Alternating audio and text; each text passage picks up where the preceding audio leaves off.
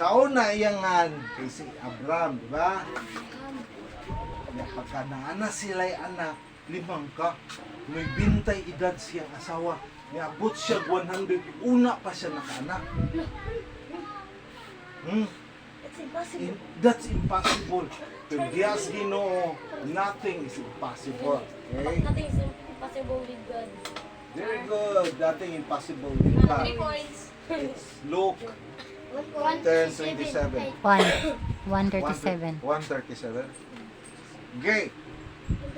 Iyangan siyang asawa kay Saray. Panganak na niya, gingalan siya Sara. Ilisan sa Ginoo kay ngano.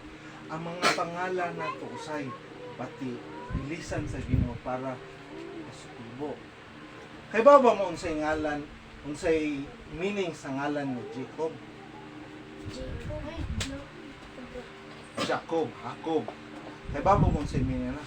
Kanang ngalan ni Jacob o Jacob, kuha na siyang mangingilad. Sarap ko na katang bisbrin ng ako kay Kay na istorya din na duha sila ka man nagsuon, no, kaluha, si Jacob ug si Esau.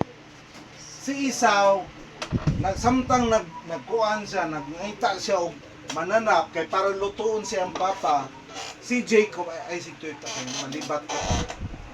No? Si Jacob giilad niya yung papa.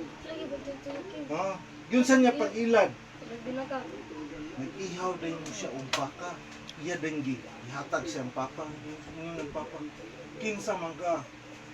Pa ako si Esau, si Jacob good siya. Yebe arebe dool na ko. Kay kapa ko si mo. Kay ang nakalainan nila kay ang kamot ni Esau balhibuon. Si Jacob dili. Allah. Sa pagkikap, gihinan na siyang mama. Para ba ilad imong papa? Butangi o kuan kanang panit sa mananak. Para igigap si yung papa, malaan ka ikaw gyapon si Jacob. O si Esau. Kinsa man ka? Si Esau ko pa. Dol diri pa ikapa ko sa imong kamot.